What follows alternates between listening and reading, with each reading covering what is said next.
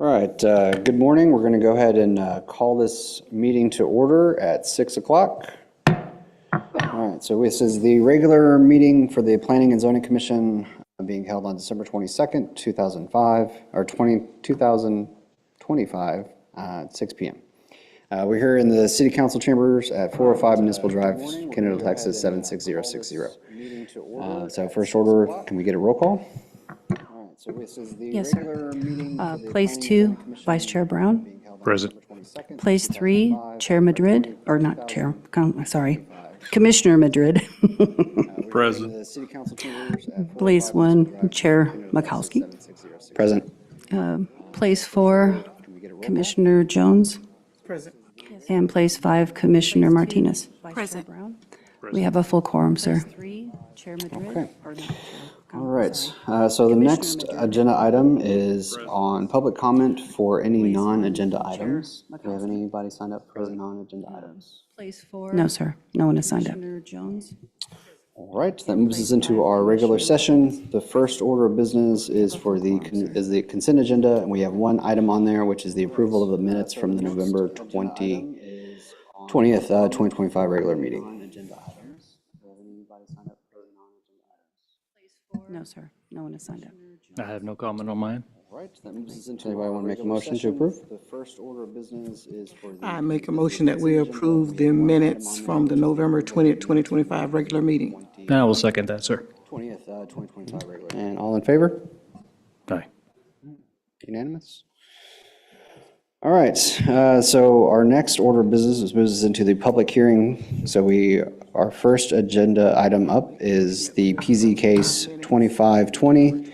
And this is to conduct a public hearing and consider a proposed zoning change from R1 Single Family Residential District to a PD plan development for properties located at 4365 Dick Price Road, parcel 04189-140, Snyder ES Survey Abstract 1445, Tract 1A, dot 721 AC into Plat D21707-184, 4365 South Dick Price Road, parcel 422-93721, Snyder Edition, Block 1, Lot 1, and 4431 Dick Price Road, parcel 04189-132, Snyder ES Survey Abstract 1445, Tract 1, 1969, 12X 56.336 AC into Plat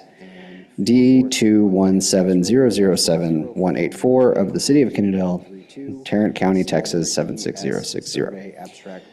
Do we have anyone signed up for public comments on this agenda item?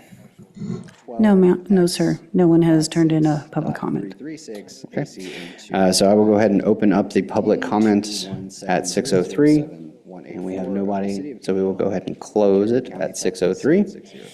And do we have a staff presentation or signed up for public comments on this agenda item? No, ma'am. No, sir. No one has turned in a public comment. Okay, so I will go ahead and open up the button. There we go. What do you know? Technology. Okay, this is a request. My name is Ed McCroy, by the way. I'm the Director of Community Development here in Kennedale. Thank you for welcoming me to your community.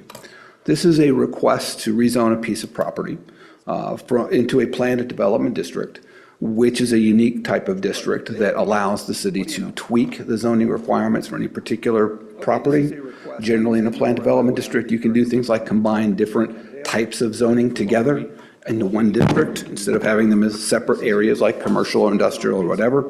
It also allows for the city to tweak specific requirements as may be necessary in order to deal with unique circumstances of that particular site, particularly when the existing zoning district regulations do not correspond to the applicant's desire. This particular property, the planned development district that they're looking for, is a former sand and gravel extraction site. And so what the applicants are looking to do is to change this from its former use.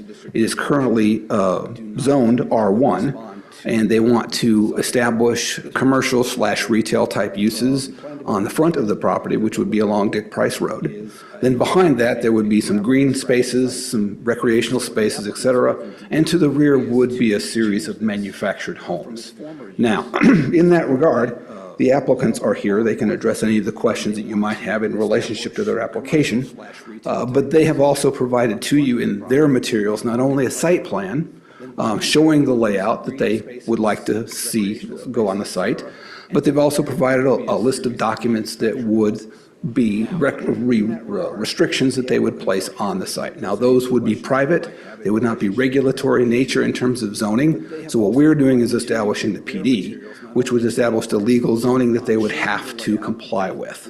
So if you are in favor of the proposal this evening, one of the things staff would recommend is that you make your recommendation that they would be substantially in conformance with the site plan that they have shown, right? That will be sort of the first thing that we would say. What you'll notice on this particular project, as we go down here, is that staff has made a number of, well, let me see where we're at here. Okay, there we go. I will go to and show you the site plan in just a moment, but staff is recommending a few additional elements to this, or conditions that you would recommend on this based on the nature of the development that they have provided. First, I've placed a restriction on here. I've recommended that short-term rentals be removed from an allowable use. Now, it's my understanding, being brand new here, that it may not be available now anyway. And so I threw that in there normally just as a protective measure, if you will, so that should the underlying zoning text change, that restriction would stay on this property as well. Okay, I don't believe there's any objection to that from the applicants, since it shouldn't be a allowable use anyway, but this is just an additional condition. Also, asked that that the applicants provide an additional list, a more detailed list with relationship to the amenities. You'll notice in the site plan that we will go over in just a few moments that there is a number of green spaces on here. Supposedly, those would be used for recreational facilities. The specific recreational facilities that the applicants are going to provide here for the residents are not listed. Okay, so we would like a more detailed list of exactly what is it that you're doing in there. Are you going to be putting in a 15-station, play center? Are you going to be putting sports courts? Is there going to be a community pool here that we would private for the residents? Having a greater level of detail on what specific amenities that they are wanting to put here will provide us with a better ability to understand whether or not adequate recreational resources have been provided for the residents that would presumably live here, should the zoning be approved. And in addition to that, item number 3 on staff's recommendation is that this area does have a thoroughfare shown along the side of the property that is for a 4-lane boulevard type road. And that is not shown on this particular site plan. So in order to effectuate the future transportation needs of the community, staff is asking that on item number 3, they show that area to be dedicated to the city so that when it comes time to put that roadway in, we would be able to do so. They haven't done that on their site plans. This just would make sure that they would have that on their requirements. Fourth, they do note that most of the roads that they have inside will be private in nature. And so we've gone ahead and I've added item number 4 as a condition as well. Should you agree that all private streets would be required to be constructed to public standards, including but not limited to any such standards that relate to load capacities on the road, such as what would be necessary for fire lanes. Typically, those are roads that require 90,000 pounds of load, right? There's a certain width requirements. There's also requirements on these type of roads for the curvature that you have, so that our fire apparatus would be able to pass through this site unrestricted. So that's just an additional characterization, because sometimes in PDs, private roads don't always comply with public road standards. But here we want to make sure that that's true. Given the amount of homes that are being provided, adequate fire protection is certainly going to be important in this location. Finally, we are asking, or not finally, but number 5, we're asking that all manufactured homes be placed on a concrete pad that's appropriately, and all homes be appropriately secured to the site. It's unclear in our ordinance that that's actually required in Kennedale's standards. There's only ground preparation language in there. Want to specify that in this particular case, these mobile homes would be secured on a concrete pad, right? That will provide additional protection for things like wind loads and things of that nature. Number 6, we're asking that motorized vehicles, such as recreational vehicles, buses, camper tops, trailer-mounted campers, et cetera, be prohibited from the site, so that we know that folks that are living here are not living in RVs. It's not going to be an RV park. It's going to be a manufactured home park site, okay? And then the seventh recommendation would be that the developer agree for the provision of water, wastewater, stormwater, street, and pedestrian improvements to serve the site as approved by the city council, as authorized by staff. They have not shown on this particular site plan their infrastructure standards, right? So we don't necessarily know from the zoning how large their sewer lines would be, their water lines, things of that nature. So we'll just put a generic requirement on the planned development district that any infrastructure that they install, particularly if it's public infrastructure, that meets city standards as is approved by ultimately our public works director and other authorized individuals. Okay, those are the extra, shall we say, conditions that I've recommended that you include in your recommendation if your recommendation is to approve, right? Obviously, if your recommendation is deny, you wouldn't necessarily have to include those. So let's flip down here to the actual site plan. This is the plat of the property. Let me go. This is your notification areas for properties that were notified. We did not get any notifications back from individuals within the surrounding area, either in favor of or opposed to this recommendation. So we sent out all those notices, but we didn't get anything back from the general public. List of the people, oh my goodness. Here we go. Let me try to reduce this down so it's a little easier to see. We did not get any notifications. All right, so there we can see, this is the site plan that they are proposing. As you can see along Dick Price Road, these are the areas for commercial and for retail type uses. These are the areas that would be used primarily for recreation, we believe. They are labeling it as park. This would, of course, be a private park. These would be not necessarily subject to and be available to the general public for use, I'm assuming. The applicants can confirm that if not. And then you also notice an interesting feature here is that they provided 125 foot of open space to the rear. We have asked that they use that area for passive recreational purposes, not to sort of just wall it off so it becomes a no man's land, but actually use that space for things like trails, maybe some picnic tables, things of that nature. That way it would provide additional recreational opportunities for the residents, but also that this particular area would provide a buffer area for adjacent property when that property develops next door to them.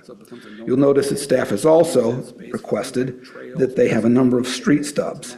Here we see street stub, here we see an area for a possible street stub, and here there's another area for a possible street stub. Now, these are private roads, and so the reason for these stubs would be to deal with follow-on development that might occur on adjacent properties. This stub here would be to what would be a future thoroughfare. Remember we talked about that big thoroughfare that's required? We're asking them to show that right-of-way through there. Well, that's a maximum of 130-foot right-of-way, so their half of that would be 65 feet. Typically, that right-of-way is designated from the center line of the apparent street. Generally, each side gives half. Sometimes that has to be moved a little bit based on unique site conditions. If there's a stream or a big rock or something like that, occasionally you don't get exactly half on those situations, but this is where that street would be. Typically that right on this side. You notice they show an area here, and there is an existing private road through there. Eventually, our thoroughfare plan calls for that to be a big 4-lane road. And so we've just asked them to recognize that at this point so that when it comes time to build that big expensive road, we won't have to buy the land underneath there, right? It'll already, at least we can reduce some of that cost on that. All right, you'll notice this is the main entrance that they have coming into the site. They have a secondary entrance here. And once again, this is an existing private road in this particular area. This is actually a utility line, overhead utility line that crosses through the property. And unlike most places where you would expect that to be an easement, this is actually land that is owned by the utility. And so that's one of the reasons why this road here is pushed out, so they don't have to get permission from that utility owner, that landowner, to get this entranceway.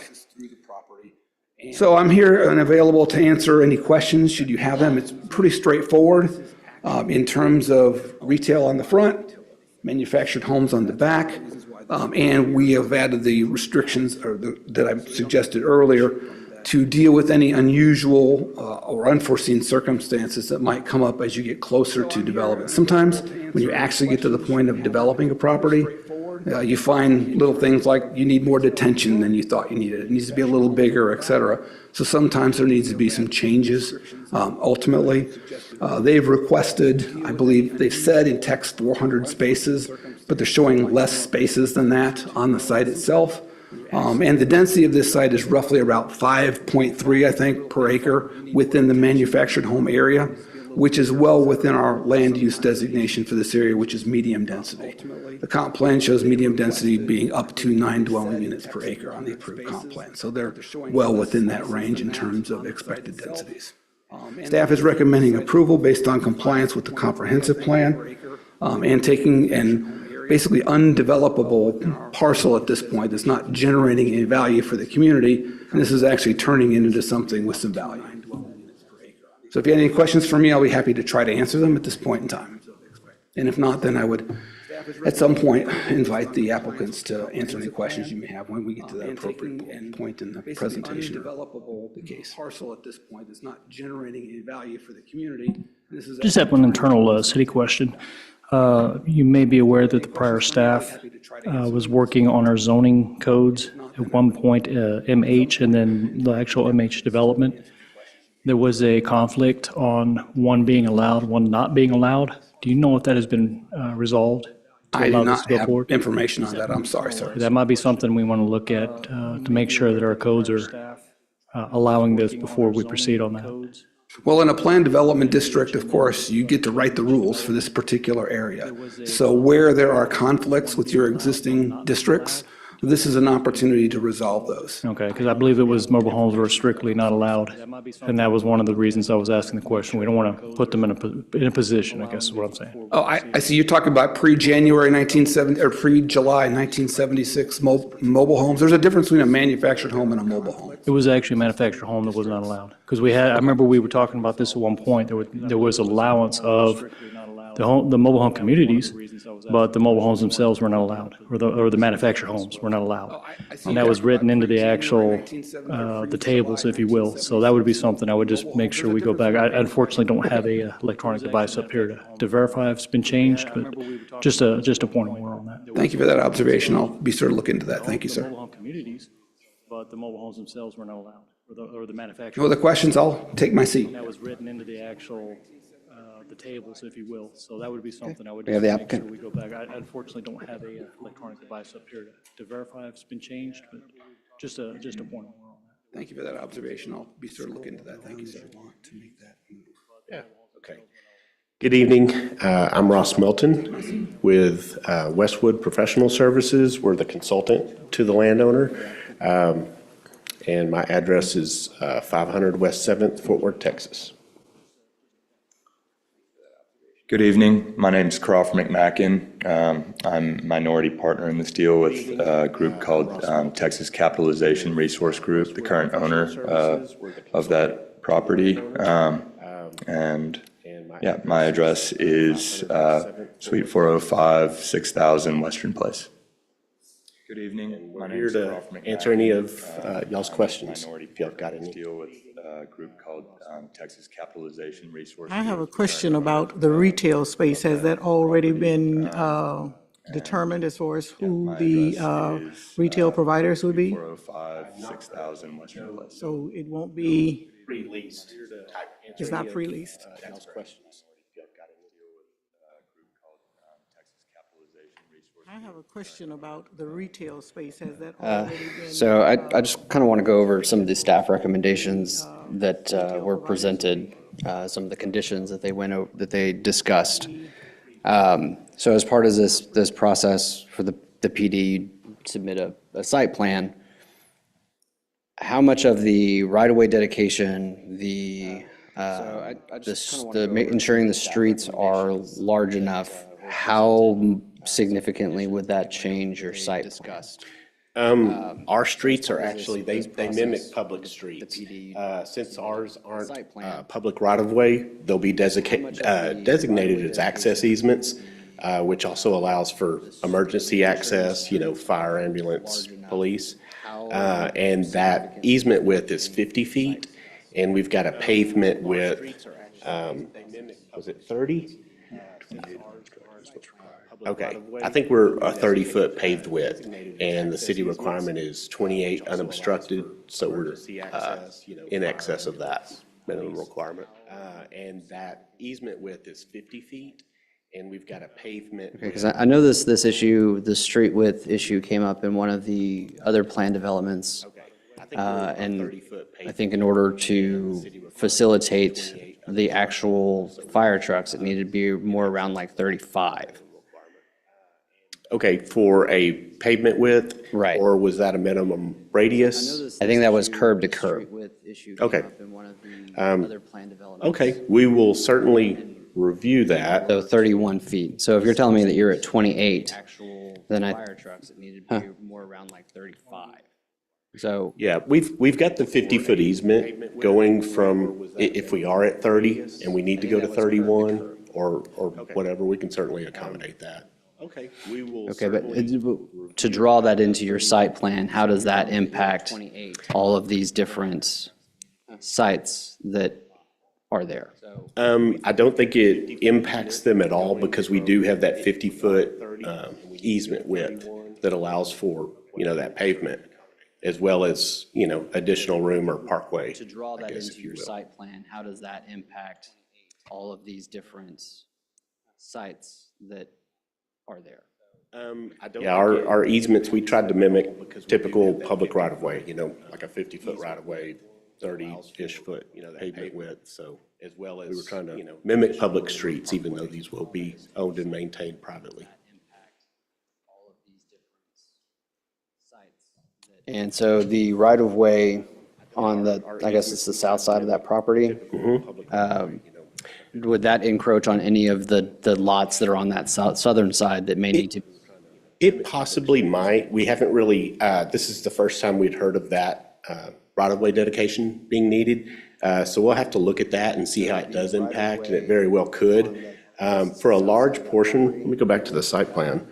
Would that encroach on any of the? For a large portion of those lots along that southern border, they already set back from our property line quite a bit. So we'll have to look at that and see how it does impact, and it very well could. There we go. For a large portion, go back to the site. Zoom in down there. So everything that's colored is our property. Or I should say the owner's property. And as you can see, the lots themselves are set back from that quite a bit. Zoom in. So, well, I know Ed mentioned the right-of-way being dedicated from the center of the road, so yeah, we'll certainly need to look at that and see how that 65-foot dedication impacts that southern tier, and it may require us to, like you said, shift things northward. So, well, I know Ed mentioned. But if we shift things northward, dedicated from the center of the how is that gonna? yeah, we'll certainly need to. Right, there's a lot. See how that. Well, one thing that we don't show on here is we do have the ability to rotate these lots. We lose lot numbers, we lose lot counts quite a bit, but if that does encroach in just that southern tier, we can also rotate those lots 90 degrees, whereas they're 100-foot wide along their street frontage and 50 feet deep, so that the trailer or the manufactured home is oriented. It wouldn't be as deep if you go horizontal. Wouldn't be, yeah, just be a horizontal lot, I guess, instead of a deep lot from the right of way. Whereas they're 100-foot wide, so along their street frontage. Either way, I think the 65 feet, we're going to be able to, the manufactured home is oriented, accommodate. So you'll be able to accommodate it, but it's going to require changes to the site plan, potentially. It may, we'll have to certainly measure what that 65-foot looks like from the center line of that road. Either way, I think the 65 feet, we're going to be able to, and I guess. So you'll be able to accommodate it, but it's going to require changes to the site plan. was going to try to scale this, but I'm not going to attempt that. Certainly measure what that 65-foot looks like from the center line of that road. Any other questions? And I guess. On the staff recommendations, there are a request for specific list of the green spaces, the common spaces, and also the future that's the 4-lane boulevard that you were mentioning right away. So with those specifics, can you get those specifics, back to us prior to because it is one of the recommendations. They've done the studies, and we're just going to, Yeah, approve it one way or the other. I but I'd think like we to- can,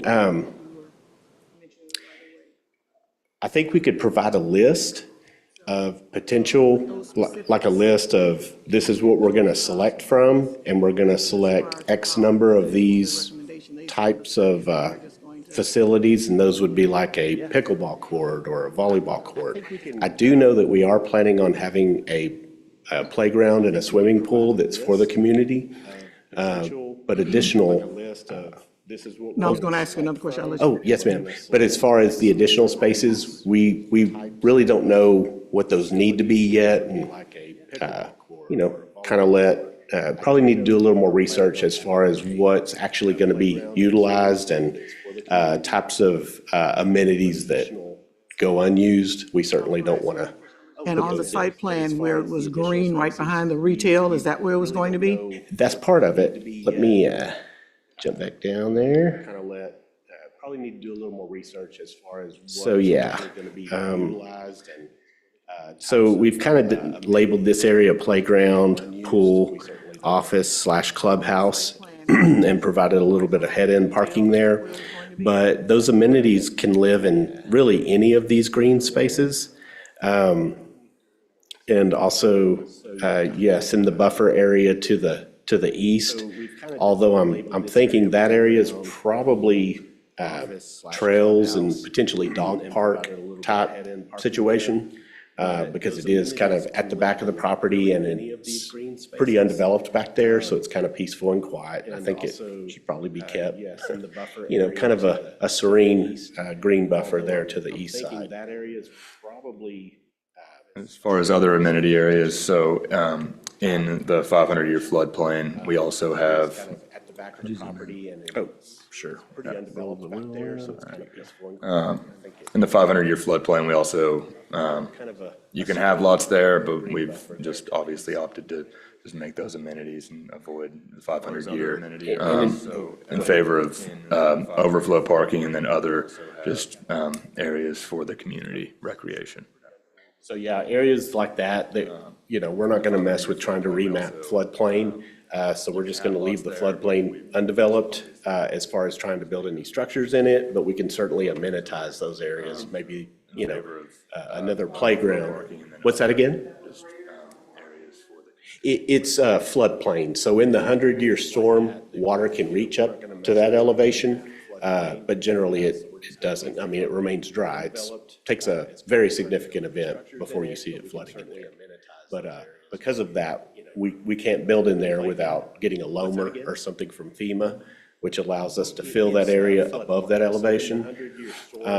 But by doing so, you impact other people upstream and downstream of you. So it's a, very lengthy process, very technical and detailed, and we don't want to mess with any of that. So we're going to leave it floodplain and, like Crawford said, just use it for other open space, amenity type uses.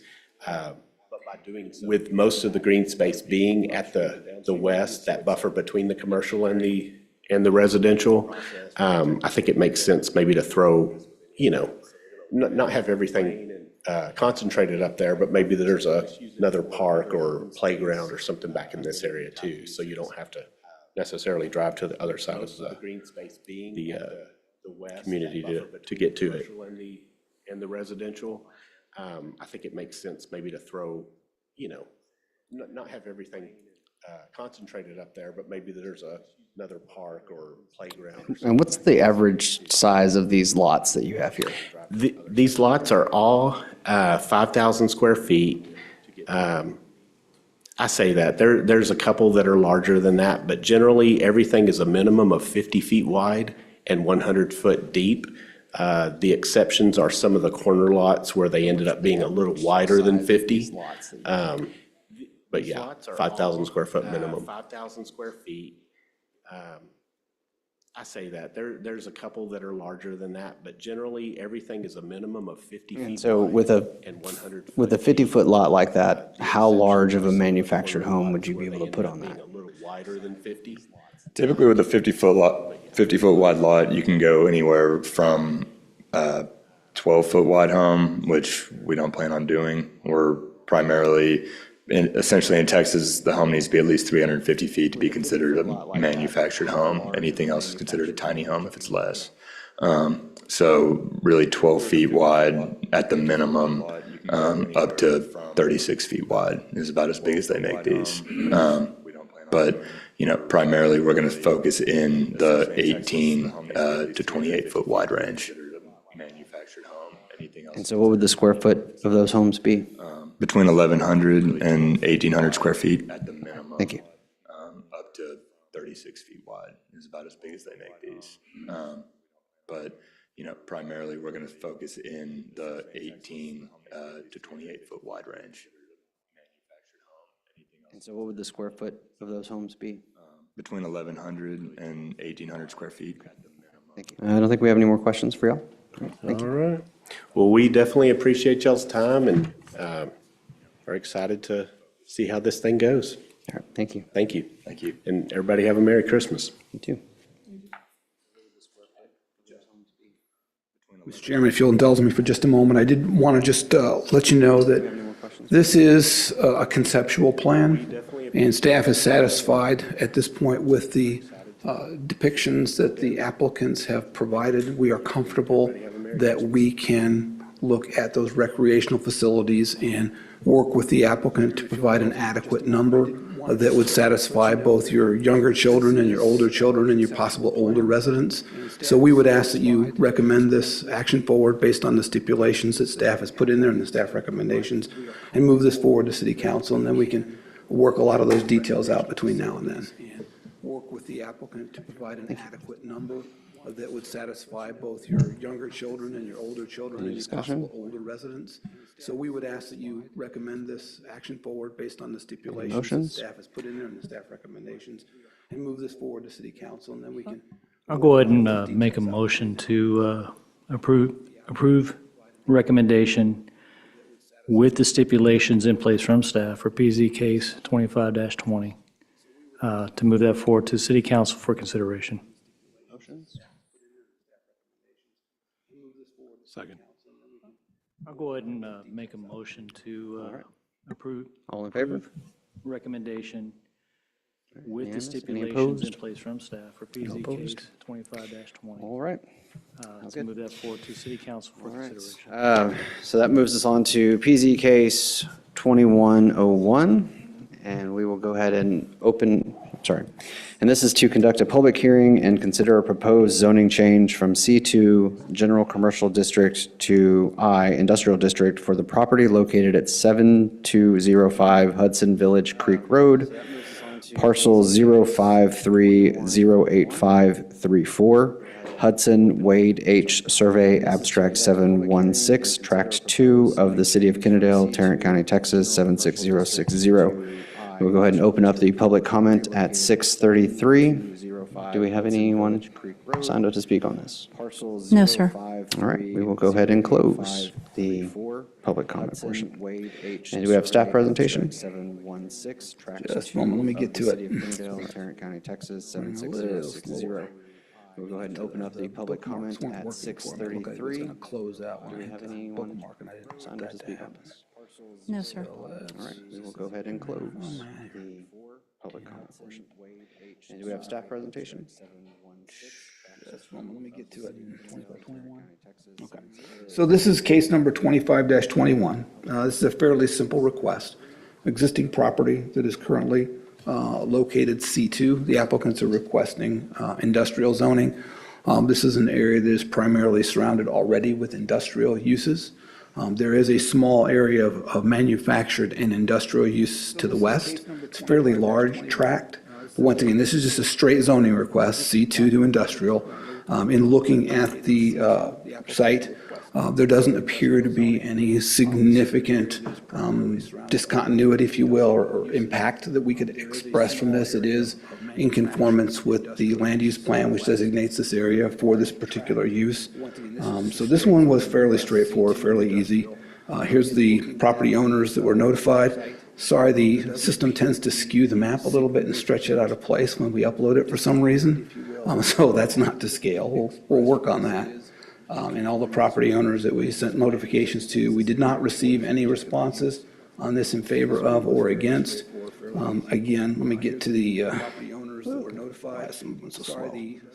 it's a fairly straightforward request, and I will try to zoom down on this. We'll work on that. This is the parcel that we're looking at, right here. And it's currently zoned C2. We've got some manufactured homes here to this side, and we've got some industrial on the other side. The intent here is simply to build a industrial type, commercial type park. Here we can see a conceptual drawing for what that would be.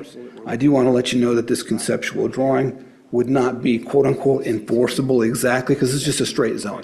So they would ultimately build the site out in conformance with the zoning requirements, but this gives you some idea of what the applicant's intent is in this regard. So staff's recommending in favor. I'm here to answer any questions if you have them for me. I do want to let you know that pretty straightforward. Plan calls for industrial. They're asking for industrial. They're kind of surrounded by industrial with a few manufactured homes next door. Now, those manufactured homes next door those lots are fairly large in size. You might expect in that kind of a zoning, it would be more dense, but they're pretty large lots with just a few manufactured homes on them. Plan calls for industrial. They're asking for industrial. With no questions, I'll take my few manufactured homes next door. Now, those manufactured homes next door those lots are fairly large in size. You might expect in that kind of a zoning, it would be more dense, but they're pretty large lots with just a few manufactured homes on them. You want to make some comments? With no questions, I'll take my few manufactured homes next door.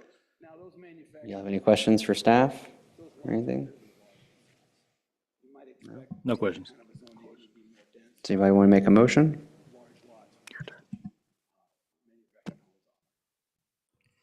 I make a motion that we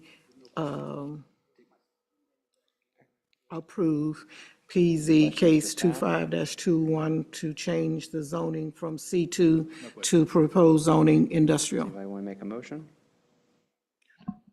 I second the motion. I make a in motion favor? that we, Unanimous. All right, our final case of the evening, PZ case 25-22. And this is to conduct a public hearing and consider a proposed zoning change from OT4, Old Town Subdistrict 4, to PD Plan Development for the property located at 429 West Kennedale Parkway, parcel 431-21546, Woodley Acres Edition, Block 2, Lot 5R1R1 of the City of Kennedale, Tarrant County, Texas 76060. Go ahead and open it up for public comment at 6:38. Do we have anyone signed up to speak? We did not receive any. Okay, we will go ahead and close the public comments at 6:38. And staff? All right, this is kind of an exciting proposal. This is the site for the former Kennedale Kennedale Campers, sorry, broken that. This building is currently vacant. The former business is no longer in operation. And we have a potential user called First Fence. This is a company that's actually based in the United Kingdom, and they will be making their first appearance in the United States, and they've chosen to join us here in Kennedale for that privilege. So we're very happy for that. So in that regard, this is an opportunity to change the zoning on a parcel that would in essence reuse this site, right? And what the applicants do, and I'll let them speak more to their business model when we get to that point, is they are kind of like, in some ways, a Home Depot for fencing, or kind of like a lumber yard. Well, they do fencing, that's what they do. right? And this site accommodates them in terms of the building being large enough to handle both their office uses that they would need, and also they will use it for various functions for sales, to bring people in, to show them materials, I'm assuming, or options, and help folks with their design parameters, et cetera. They will also be using the site for storing of inventory, right? And they also do a small amount of manufacturing. So when individuals come in, they have a set of pre-established panels, if you will, and materials that folks can choose from. But some folks might want a little bit of customization, for example, right? Like on a gate or something of that nature. You might want something a little different than what they manufacture standard. So they do have a small section of the site that they want to set aside for that purpose, to manufacture individual items in there. This will be a fairly small component of the site. They will mostly be using the site, like I say, for local retail sales and for storage. They do a lot of internet sales, as I understand it. And so individuals from various points will be coming in and loading their panels, et cetera. My best guess would be they would be doing a lot of sales to fairly large buyers, maybe large home builders, doing several, maybe a large commercial site, things of that nature. That would be probably scalable for them. I doubt they're loading stuff in the back of pickup trucks, but they may do that as well, for individuals that want to move. They provide a variety of fence materials, including materials that are steel in nature or metal in nature, and more wood products as well. Obviously, we would assume that those wood-type products would probably be stored inside, so it's out of the weather. But Texas makes a good operational site for them because of our generally fair weather, right? Unlike some places in the country, we don't get as much rain as a lot of other places do. And so we think that they probably think this will facilitate their business to a greater extent than would be in other places in the country. So once again, this is on one of our high visibility corridors. The current property is zoned OT4. And so because of that, there are some uses within the OT4 district where there's some restrictions that would be counter to them being able to establish their business. This is a business, like I say, that would generate sales tax revenue to some extent on the site, but a large portion of the property will be set aside, or they wish to have it set aside, for the storage of their inventory. I do want to stress that this is inventory storage, okay? So these are items that they're actually going to be selling. They're not a wholesaler per se, right? They'll be using them as a part of having inventory on site, and they have expressed to staff that they want to have a fairly substantial amount of inventory so that they can quickly respond to orders and not have to wait and order things, et cetera. By having a large amount of inventory, it will tend to increase their likelihood of being successful in entering this market. So, as I say, the thing that they will need to do in order to be able to operate in the OT4 are laid out, the changes that will be necessary in their plan development in the staff's recommendation. I'll go through those very quickly. Currently, they're going to have to remove a special exception requirement that currently is in place for manufacturing, processing, and packaging light. Okay, because they have a small amount of manufacturing that they want to do that currently requires a special exception. If a plan development district is approved, it seems that there's been adequate regulatory control over that. I think the P&Z and the council would be able to place any restrictions that they would like on that. Your options here are to allow that manufacturing category across the entire site if you would like, or you can restrict it to some smaller portion of it. For example, as shown on their site plan, right? They have a site plan, it shows what that use would be. If you're happy with that, you can just approve it as they've shown it, right? If you allow it 100%, then that would mean if this particular business relocates or whatever, then that use would then also be allowed for any other user down the road. So staff's recommendation is to approve that as it's shown on their site plan, right? So it allows it in that specific area, right? So there's control over that. Also, we would have them, we would need in this PD to add general offices and services, building and construction services for indoor storage as an allowable accessory use, right? Right now, that's not allowed in the OT4 district, so you would have to allow that. My recommendation is you allow that as an accessory use, not as a principal use, but just as an accessory use.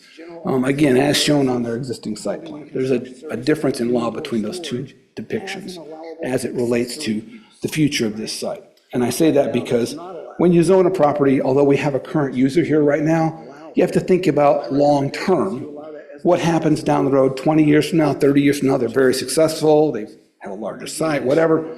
If the business changes for whatever reason, the zoning into place would, those opportunities would also apply to any future user as well. So in this particular case, that's why I'm recommending in most of these cases that the added use be allowed as an accessory use, not as a principal use, right? So the entire site isn't used for that purpose, right? Item number 3, general offices and service building. This is for outdoor storage, right? That's what item number 3, allowing outdoor storage, again, as an accessory use on the site. Once again, we use the term outside storage here. And for this particular company, that term as it's defined in the Kennedale ordinance doesn't really fit what they are doing. Oftentimes when you think of outside storage, you think of things like pipes and big things of wire or, pieces of equipment just sitting out there forever. These are actual inventory items, right? Oftentimes you think of outside storage as something that they just don't know what to do with, so they stick it here for a while, right? But here, this is actual inventory that they intend to actually sell. So it's the best use we've got, it's the best term we've got. So again, allowing this as an accessory use as shown in the site plan or some portion thereof. Let's see.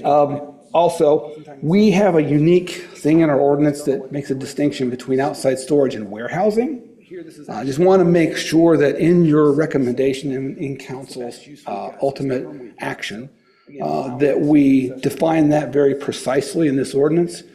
Warehousing is different from storage, typically in the sense that if you're a warehouse, you're just storing stuff for people. You have no business connection to it other than them renting the space from you, right? And if you allow warehousing on the entire site, someone could eventually turn the whole place into a warehouse, just build a big giant warehouse. So we're recommending that you allow warehousing. I'll make a distinction between that and that the actual outside storage here that these folks are requesting is related to their sales, right? So we make a distinction in there. If I need to explain that further, I possibly can, but I just don't want to go too deep into it. Those terms are kind of close, and sometimes there can be some interpretive issues if you don't clarify the two of those things. And then finally, I will mention that the outside storage in our current OT4 district, there's a maximum of 33% of the site that can be made available for outside storage, right? 33%. Now, this is a large site, and when you see their site plan, you'll see that there's a big portion of it that's currently sort of undeveloped, right? But this site is completely, the current site where the old camper business was, is pretty much completely covered with concrete. It's been paved from the get-go. So 33% would be a very significant reduction for this particular kind of business and would significantly restrict their ability to have scales of economy that would potentially make them viable. So we're recommending that that be increased, right, as shown on their site plan, right? It would allow them to operate as they're shown. Or you can pick and choose some amount that you'd like, the entire amount or some portion, but we're recommending that you do it just the way they've shown it. We think it's reasonable. Scales of economy. I also have asked that there are some exterior lights. When I did a site visit out there, we walked the site. One of the things I noticed was that there were some big security type lights on the corners of the property. Doesn't look like those are actually shielded. So I'm a little concerned that when those things get cranked up at night, it could be big and glaring, especially for the neighbors. And so I don't think it's too much of an ask to have them come in and shield those so the light comes down on the site and stays on the site and doesn't blind the neighbors. Shouldn't be too difficult to accommodate that. And then finally, you'll notice that when I get to it, that they're showing on their site plan what appears to be, or they have text language indicating that it would be a one-way travel through there. Given that they're likely to use fairly large trucks into and out of this site, semi-tractors, flatbeds, et cetera, maybe some step vans as well. Given the nature of the traffic on Kennedale Parkway right now, I like that idea that they're going in one way. I would add the added restriction that they only have right-in and right-out driveways on here, that they be restricted to that. That way, you don't have a big truck here trying to make a left-hand turn and have some challenges to the traffic in the area, especially if they're very successful. So I'm not asking that they necessarily come in and make physical changes, curbing, et cetera. We think we can accommodate that with signage and things of that nature. And if that gets to be a problem, we can deal with it. Those are the nature of staff's recommendations. And now let me show you the actual site. And I'm sure the applicants here would like to make a presentation as well, especially if they're very successful. So I'm not asking that they necessarily come in and make physical changes. Come on, where is it? Et cetera. We think we can accommodate that. I'm not going to go through all of this. They probably will. I'm going to go to the page that shows the depiction of the site on this presentation, just really quickly. Particularly if you have any questions for me about that. Here, I will mention, this is a conceptual drawing that they show about how they might make the facade look a little better. I'm not going to go through all. Okay, here we go. Let me zoom in on that and move it a little bit. So this is, and you'll notice these are in your packet, so. Particularly if you have any questions for me about that. Here, I will mention, this is a conceptual. All right, here we go. So as you can see, this is the existing parking area. They've got the true driveways here. They've got some loading areas in here. Basically some office uses there. Some manufacturing areas. I believe fabrication is in the 15 area. That's where they're looking for that. And so as you can see, along the, if you look at your packet, these are the areas that they've designated on here. And you'll notice that one of the things that they're showing us for now, this area 19 here, this is actually owned by these folks, and it's currently undeveloped. It's got a lot of trees on it, et cetera. And so they're not actually proposing to place zoning on this at this point in time. They would basically leave this area untouched. Right? That actually is actually a good thing, given the drainage in the area, as that would accommodate being able to absorb a lot of groundwater. I mentioned that the site's covered with a lot of concrete, right? And when it rains and it goes on concrete, water tends to wash off. So leaving this area untouched, at least for now, helps to ameliorate some of those potential stormwater issues on the site. So that's actually quite a good thing that they've done in terms of dealing with this particular area, right? Now, at some point in time, they may wind up wanting to develop this in some form or fashion. If you approve the plan development district and the zoning based on this site plan, then they would have to come back again for a new PD or a new site plan for this undeveloped area if they ever did want to do that. So you'll have a chance to look at that again down the road. Wanting to develop this in some form or fashion. Okay, hopefully I've explained that adequately. I know the applicants here are eager to meet you guys and to explain to you what their business is. If you have any questions for me while I'm here, I'm happy to try to answer them to the extent that I can. Just a quick one. What is the future land use actually designated currently for that location? Okay, so this area, I believe, is for commercial uses, if I recall correctly. Let me go back, testing my memory here. Got to get these bookmarks set up better and faster. Just a quick one. What is the future land use actually designated currently? I tried to hit the bookmarks before to go quickly, and it looked like the system was going to crash. I didn't want to do that to you guys, right? And then we spend 10 minutes trying to get the thing up and operating again. Okay. General commercial is what the comprehensive plan calls for. So this is, although it looks like they're going to have a lot of outside storage area, this is a relatively clean kind of business, it seems. You're not going to expect a lot of dust, a lot of smoke, probably not a lot of noise. Oh, I will mention to you one other thing that you might want to think about is hours of operation.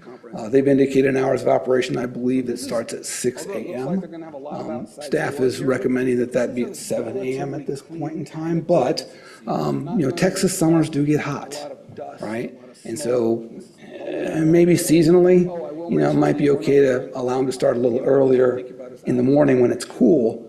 Then it gets really, really hot in the afternoon. But I'll leave that to you guys to decide whether you think that's a reasonable hours of operation. I just wanted to point that out to you, that there's one place in their presentation where they talk about those hours of operation, and sometimes those are matters of concern. Allow them to start a little earlier in the morning when it's cool. Nothing else for me, then? I got one quick question. So you said that area designated is 19 is omitted from the plan development, so we're creating a split zoning on this? No, it's all one because it's a planned development district. They're just setting that side, that soil aside and basically leaving it untouched right now. But it is included within the plan development, right? We're not going to have the paved portion being under the plan development and then this 19 piece being this commercial use. No, the plan development right now, they're showing it basically to be undeveloped. So that would be their zoning. They would have to leave it undeveloped if it's approved the way they've proposed it. If they ever did want to develop that in the future, they would have to come back for a rezoning at least of that portion of it. And then this 19 Thank you. piece being this commercial use. No, the plan One development quick right now, question they're for you showing before you it go on. basically to be You undeveloped. list So that through would be staff their zoning. They would recommendations have to quite a few leave it option undeveloped if Bs. it's approved the way they've Is that proposed it. staff's If they ever did want to preference develop that in the or future, just throwing they would something have to out come for us back to for a consider? rezoning. It's giving you your option. I mean, you basically have a choice of allowing all of these things across the entire site, 100% of it, or you could say, I'm fine with that, but maybe only 50% or 75% or whatever, or you can approve it exactly the way they've shown it. Staff is comfortable with the way they've shown it at this particular point, but I wanted to make sure you were aware in your recommendation, you have that ability to make that recommendation to the council if you see something in here that you think is more appropriate. Maybe only 50% or 75% or whatever, or you can approve it exactly the way they've shown it. Staff is comfortable with the way they've shown it at this particular point, but I wanted to make sure you were aware in your recommendation, you have that ability to make that recommendation to the council if you see something in here that you think is more I appropriate. think he said right in, meaning they would have to, if they're coming from the, You can approve it exactly the way they would have to turn around, the trucks would, and right in and right out. They couldn't just turn left, Right. Recommendation would be flow of traffic. like we do Yeah, I'm coming just from our direction. concerned for cross the traffic. traffic. That would be my only concern. I'm sorry, I didn't catch that. So I'm still concerned about the traffic because I always go there in the mornings and I pass through there and it's always, the traffic's kind of bad or whatever. I know you did mention that they would Recommendation would be, be flow of I didn't traffic. understand how they were going to do that. No cross traffic. Well, staff's recommendation is for it to be a right in and right out. Or you could limit that to large trucks being right in, right out only, but I think that makes sense. You know, in the morning, you get a really heavy traffic kind of coming north, kind of very, very tough, to go in there.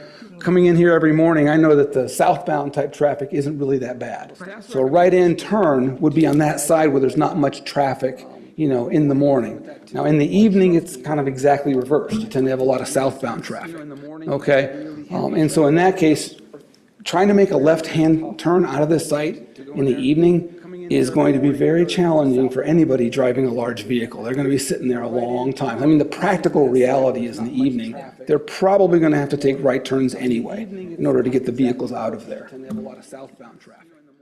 Given the current driveway configuration of this site. I mean, unless they really want that truck to sit there for hours waiting to turn. I just think the right-hand turns are just a practical reality, but let's just go ahead and put it in. Practical reality is in the evening, they're probably going to have to take right turns anyway in order to get the vehicles out of there.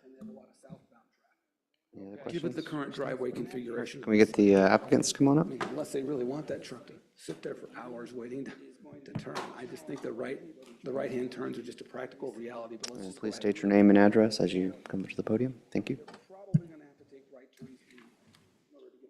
Thank you. My name's Vinesh Katecha and my address is 247 Heathcote Road, Swadlincote, Derbyshire, D11 8ED. Thank you. State your name and address. Hi, my name's Stacey Grice. I live at 11 Charlcote Drive, Stanton, Swadlincote, DE 159QF, United Kingdom. Vinesh Katecha and And I'm Palmer Thomas. I'm their commercial real estate broker, and my address is 105 Mobile Avenue, Atlanta, Georgia 30305. Hi, my name's Stacey Grice. I live at 11 Charlcote Drive, Stanton, Swadlincote, DE 159QF, United Kingdom. I'm Palmer Thomas. I'm their commercial real estate broker, and my address is 105 Mobile Avenue. No, I just want to confirm that this is not something that hasn't been nothing. included in the packet. No, this is as submitted, and we really appreciate it. Thank you. So would you guys, what, Be serious. like for us to go through the presentation or any particular part of it? Let's go through the presentation. Okay, perfect. Prepared. Not something that So Vinny, has do you want to sort of, Yeah, no, perfect. Firstly, look, thank you very much for your time and obviously this sort of meeting just before Christmas, so thank you very much. Just a little bit about us, just very briefly. We started in the UK 16 years ago, Driveway Front Room, as a very, very small organisation. We've grown it very well. We now employ over 230 people in the UK, over 8 locations, and we're really excited to now look at our first venture overseas. So we're really excited about an opportunity to expand. We've grown it very well with what we do. So we're very different to a lot of businesses, both in the UK, and we see a real gap in the market here to expand. We've put a bit of a presentation together, but fundamentally, everything we do and the reason we've been so successful is because we focus on service. So we are really, really sort of focused on ensuring that businesses and business owners and people, contractors that are going out to do work, get a really good level of service, which I don't believe is catered for at the moment, and that's why we've been really successful in the UK. So we've prepared a short presentation. We won't go through sort of every single bit, but if you've got any questions at any point, by all means, please say. So, yeah, a bit about who we are. We started 2010. Really, what we do is we provide fencing solutions, all types of fencing solutions, whether that be lumber, ornamental, vinyl, automated, anything for any residential use, commercial. Yeah, a bit about who we are. We started 2010, ensuring that we have really the right stock on the ground. We provide fencing and we can get it to people when they want it, because fundamentally a lot of we've seen a development here. People think about the developments and homes or the buildings. The last thing they think about is the fencing, and they get the planning permission, and then all of a sudden they need the security or they need to finish everything off. A lot of the time there's a lot of lead times involved in certainly the automated gates or the bespoke items. What we tend to try and do is ensure that we've got a lot of the materials on the ground, and where we haven't, we can create the bespoke solutions for all of these projects in a very short space of time to give people what they need.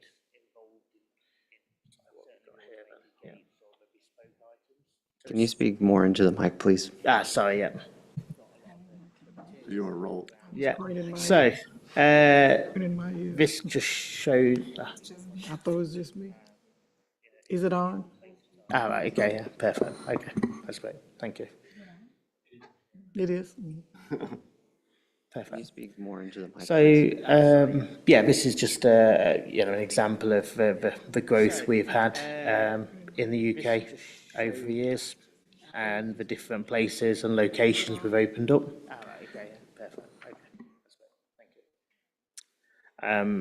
Again, we are sort of focused on everybody from retail through to contractors, and we try and accommodate what anybody really want. Alongside that, we've got a big focus on e-commerce as well. So we try to sort of modernise the way anybody wants to order anything. We try and accommodate it, as well as then having our own fleet of vehicles to be able to get product to people when they want it. Yeah, here's some examples. We've got a big focus on e-commerce. Yeah, then when it comes to, I suppose, community engagement, well, not just community engagement, also with a lot of our teams and people we are a family-run business. Whilst we've grown it to a sensible size, we are very much focused on, really, I suppose, everybody we employ and the areas and places we sort of operate in. We operate in 8 locations in the UK, and every one of them locations we try and get involved in various projects, charity work, and just generally looking after the places we operate in. We are very much the best way of putting it. Really, I suppose, everybody we employ. Yeah, then we sort of operate in. Yeah, it's just some stats, so that's fine. So the type of products we're looking to sort of do will be galvanised fencing, lumber, vinyl, although it's not too popular, I believe, in the local area. With the e-commerce side, we'll probably still have to offer sort of all types of different products. Chain link, aluminium, agricultural, and some mesh fencing. As well as these products, we also have some products like high security products. So if there's any special projects that are sort of going on, we're actually, I think, we accredited for LPS 1175 products, which are for high security things. So if there's any big data center builds or anything going on, we actually have some bespoke specialist products that are sort of suitable for them type of applications as well. What have we got here? We accredited for LPS 1175. We try and focus a lot on our employees. They're one of our biggest attributes we've got. We do a lot of training and development with our people. And one of the big things is we would like to start a training academy while we're here and contact with the schools and the colleges to see how we can help train people and develop them further on. Like I say, our people are huge to us, and we couldn't be where we are without them. We do a lot of training and development with our And how many people would be employed at this site? So we've got like a pro forma that they put here together here, which maybe Stacy can. So in the first year, we were looking at around about 15 people on site, because the e-commerce websites and stuff will have certain things that would be remote working that we could do in the UK. And then each year would be progressing, and by the year 2030, we're looking at employing 55 people with different vehicles and sales and yard and through to management. We've already actually employed our very first person from Kenningdale today. We've just employed that first person. And then each year would be progressing, and by the So year Texas is the only site looking at employing 55. in the Currently. United States for you? This would be the first site, so we looked, considered a variety of markets and outlined in the presentation some of the appeal of Texas. As a fencing, a site, ground zero for their operation, and their first site here in the US. So we are, primarily interested in Texas, and we found this site and thought it would be a great fit. Outlined in the presentation. Yeah, I saw it on page 10 where the South was targeted, did some background research. And we do have a lot of development that goes on in, For their operation. Exactly. We thought that would be a good fit for their operation, help them look high and low. And, we came across this site and, we're excited about where it was now and where we thought we could take it for their operation. we do have a lot of. And then, here's some sort of renderings of what it would be like on the inside, as well as the more specifics, which were previously gone over. And we appreciate you guys, accommodating really not substantive changes, but some, things for them to allow their business to operate here. So we talked about there would be on-site manufacturing. What type of manufacturing goes on at this site?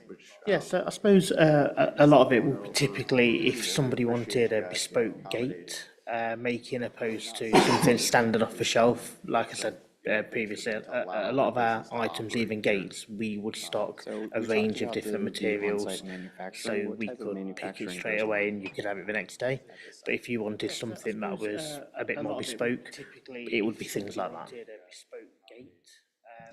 So it's not like a whole lot of, it's not the common that most of this is going to be built on the site. This is more for like the special applications as you, like a custom, like something that would be a custom piece, right? So when you, I just kind of want to get a picture of what's being warehoused or stored, and that's going to be a lot of your posts and pickets and things like that. And then, but those aren't going to be manufactured into panels on the, those are, all those materials are taken to the job site and assembled on the job site.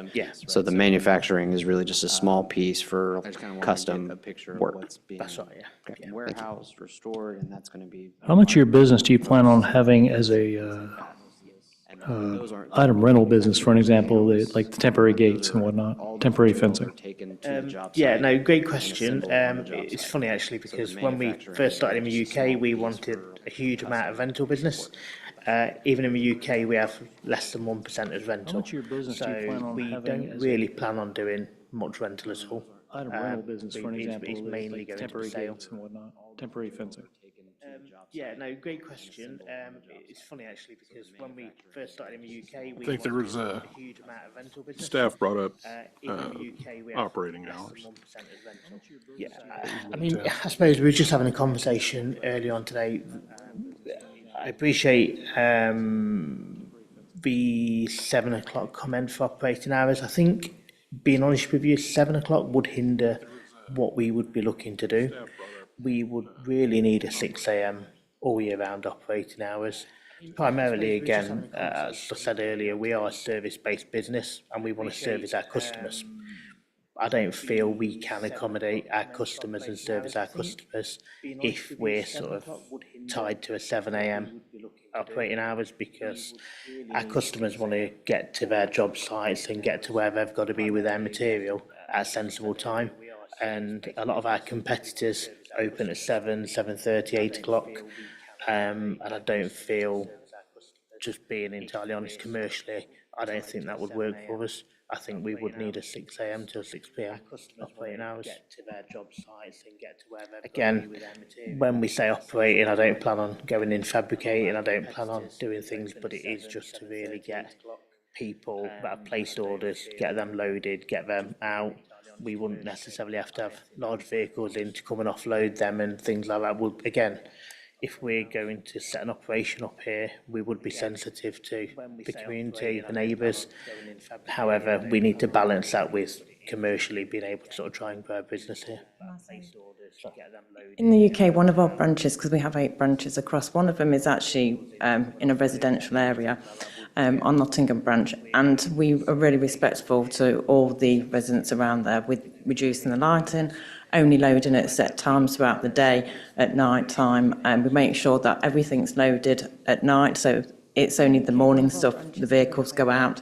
We also make sure everything's picked and ready, so if anybody does come in and collect, it's literally one load on and then they're gone. So we try and reduce all the noise and the activity as much as possible, but it's just literally to get them to the jobs on time. So we are really, really respectful with where we are currently.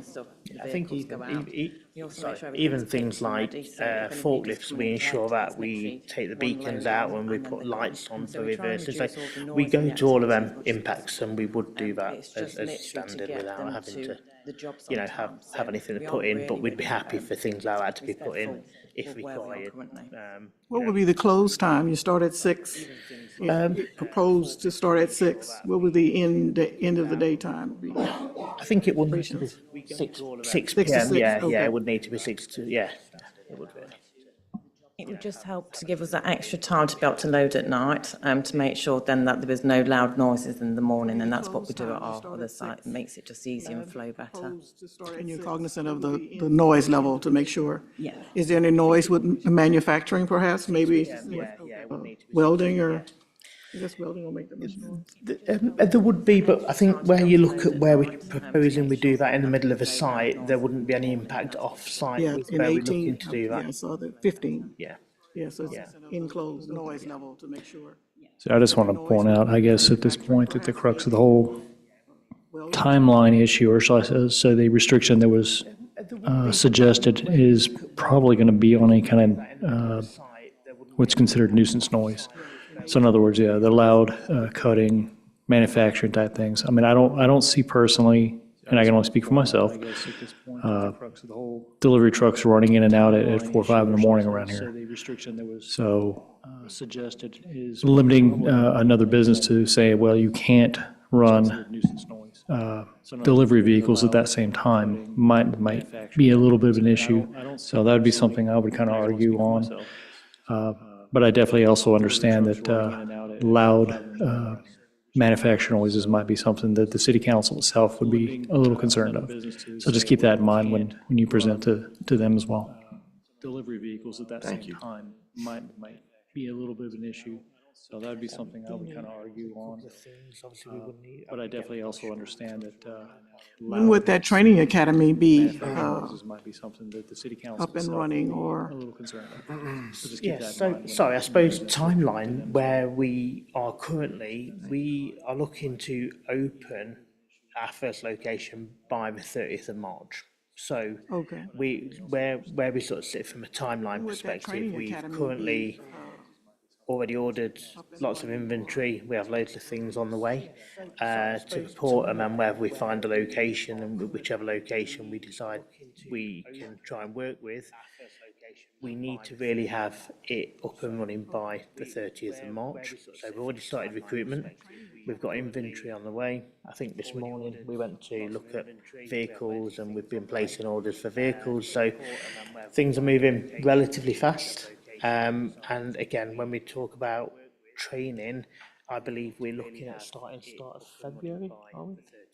Yeah, so we're looking to sort of start of February in terms of looking for recruiting for salespeople as well as internal people, and then possibly even some technical people from a automation perspective.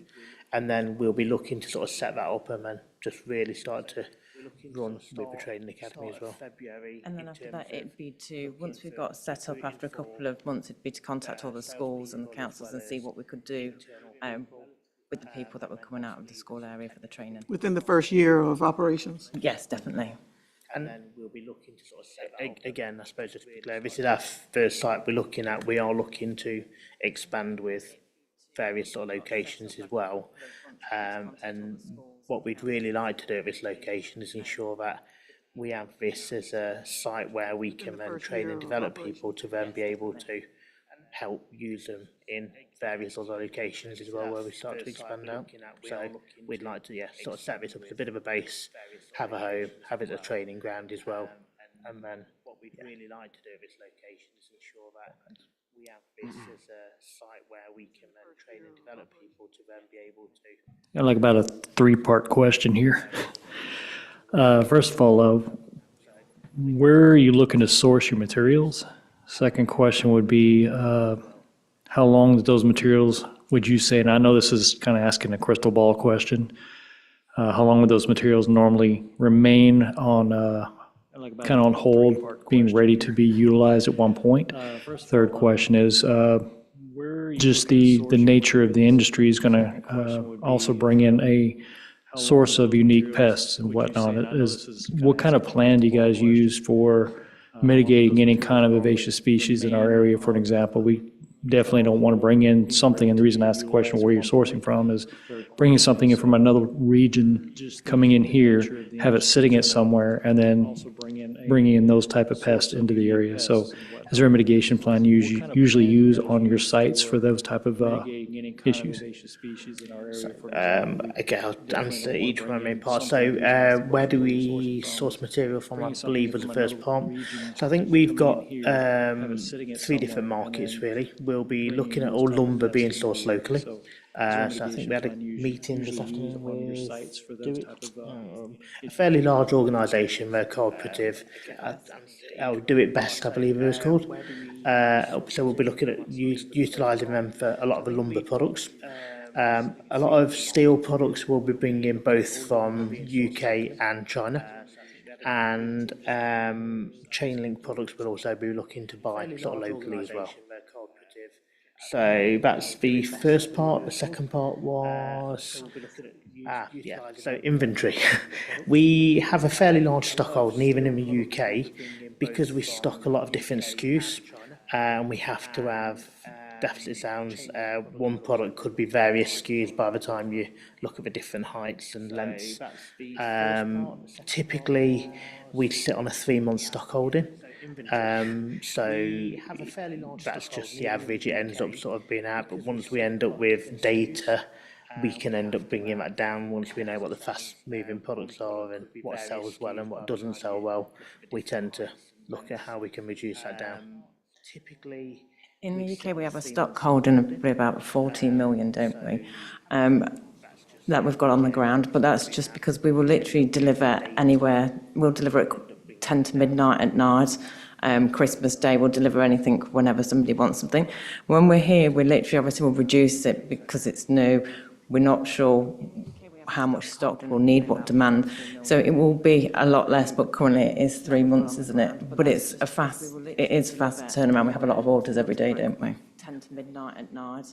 And the last part was pest control, or basically mitigating any kind of bringing in non-regional issues. So I think if anything was going to occur, it's probably more off timber products, and the fact that we'll be sourcing them locally. And again, if there is anything we do need to do, so I think at all the other sites we have people like Rentokil and people like that manage our pest control. Mitigating any kind of bringing in non-regional issues. So I think if anything was going to occur, it's probably more off timber products, and the fact that we'll be sourcing them locally. And again, if there is anything we do need to do, so I think at all the other sites we have people like Rentokil and people like that manage our pest control. Any kind of bringing in non-regional You guys gonna be doing any kind of like staining or painting in your area, or is that something on site? No, so. That was like submerging wood products to like soak stain them? Anything like No, that? we certainly don't plan on at this stage. Being honest, we don't know tons about the market, but I believe we currently would be looking to just buy pre-stained or not, and just sell timber products Submerging on wood without doing products any of to, them type of things. Soak stain them? No, we certainly don't plan on at this stage. Being honest, we don't know tons about the market, but I believe we currently would be looking to just buy pre-stained or not. Any other discussion? Just sell timber products on without doing any of them type of things. Yeah, I'm not sure how we would end the commission try to provide a percentage of these options at this point. I think that needs to really be delegated back up to the city council and hammered out with the staff. But again, I mean, we all kind of know that area has been a challenge to reutilize since the camping ground left, as well as, any reasons I asked the questions I asked is there's certain nuisances like odors and sound and whatnot. I know that's been a pushback with our council, and that's going to be a notable hurdle for you guys to come back and answer. And that's, I just wanted to make sure you had that in your thought process, and we're having those gears turning already. That's my comment at that point. Mr. McRoy, can you speak to the city council approved site plan that has some of these restrictions already on it? Sure. Since this is a planned development district, right, the unique thing about it is that should you or the council feel that there are unique elements to this site that might cause some negative impacts, you have the ability to deal with that through the regulations that are being adopted here on the site, right? So, as we mentioned, time of day of operation or start can be an element that you deal with. If, for example, noise is a concern, and naturally, of course, every property, regardless of the land uses that are allowed on it, we have generalized noise ordinances, disturbing the peace type ordinances, standard, that would apply regardless of what the PD says, unless the PD specifically grants them extra sound. I've done that in some cases, like on a concert venue. Sometimes, for example, in those circumstances, the standard sound amounts just don't work on a Friday or Saturday night when the band is going like crazy, right? So unless you modify those in the PD, which you could, they will always be subject to those standard noise standards that we have in the community now. And of course, like any business or any resident, disturbing the peace is a matter that can be a matter of criminal action or nuisance, et cetera, that comes into play. And as I indicated, the two types of areas on this site that I tend to think might have the greatest possibility for nuisance issues would be a manufacturing, but here all that's contained inside a building, right? So that significantly reduces the propagation of that noise outside. And the manufactured area there, 15, is pretty significantly distanced from the adjacent property. You usually lose a significant amount of of decibels every 300 feet or so. It tends to drop off, typically, depending on your temperature and all those kinds of things. But the other area where noise would potentially be on the loading and unloading, right? Something drops, big clanging, whatever. That tends to be more true when they are receiving materials, because you've got forklifts or things of the area that might be involved with backup noises and things of that nature. So when it comes to noise, I don't suspect, like I say, this appears to be a pretty clean operation, right? They're not getting a lot of raw materials in, like gravel or big pieces of steel, et cetera. These are all primarily mostly pre-manufactured things, so they should be fairly easy to load and unload. Other than the occasional accident that might happen, somebody, drops a load somewhere and it clangs or whatever, but you're never going to avoid that kind of a thing. I don't see this as being a site and a use that would pique my interest. It doesn't raise an idea in my mind that this is going to be a particularly noisy site. Yeah, you're going to have some of that just from vehicles moving around. That's going to happen. Occasionally a horn blare if somebody backs up in the wrong direction or whatever. But this is, considering the other type of uses that could go in, I would tend to think that over the course of the lifespan of this site, you're going to have a relatively low amount of those things that come to play. If they do, of course, then we can always enforce through those standards that we have in terms of making loud noises late at night or things of that nature. Did that answer your question? Oh, it answered mine. I'm more curious if they can handle the noise of the parkway and the railroad tracks they're sandwiched between.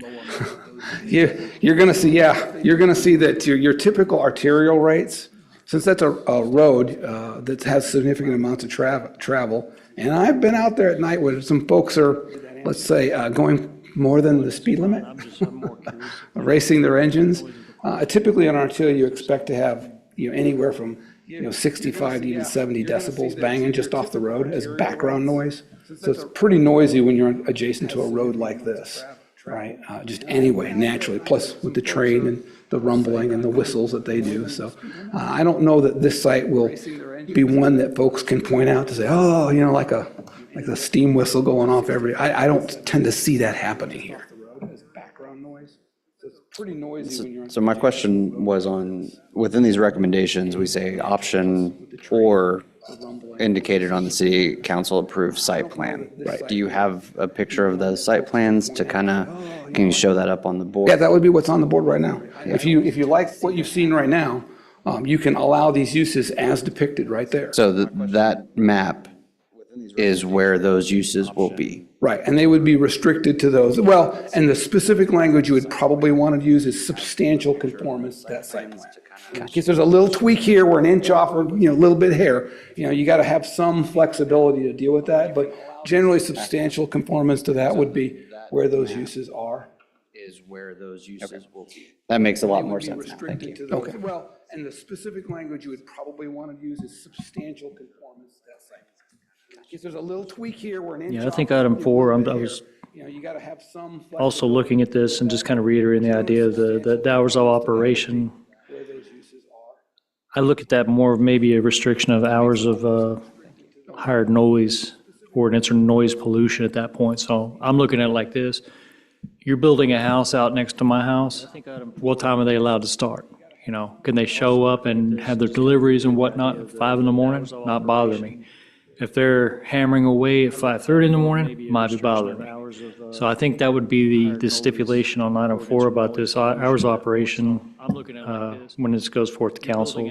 I think that's a discussion they need to have. What time are they allowed to start? Can they show up and have their deliveries and whatnot at 5 in the morning? Not bother me. If they're hammering away at 5:30 in the morning, might be bothering me. So I think that would be the stipulation on item 4 about this hours of operation when this goes forth to council. I'll go ahead and request a motion to recommend approval for PZ case 2522 for the rezoning of that area from OT4 to PD.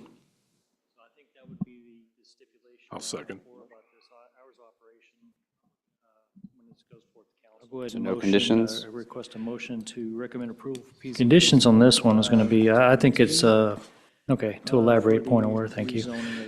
Of Options to be determined at city council level at this point. Item 4, 5, and 6, I think we kind of all agree are really the important items. 1, 2, and 3 on this following commission. This one is going to be, I think it's, okay, so elaborate point of order, thank you. Yeah, substantial conformance is what I would say. And of course, the removal of the special exemption requirement would be allowed, recommended to be allowed. 1, 2, and 3 on this following commission. Second again. So, all in favor? Substantial conformance is what I would say. All right. So, thank And you. of course, the. Can I just thank you for your time today and happy holidays? And you. Thank you, guys. Recommended to be allowed. All right. With that, that is our last agenda item. We'll make a motion that we adjourn. I'll second that favorite motion of the, and the last one of the year. Last one of the year, that's right. All right, so all in favor of adjournment? All right, unanimous. We are adjourned at 7:00.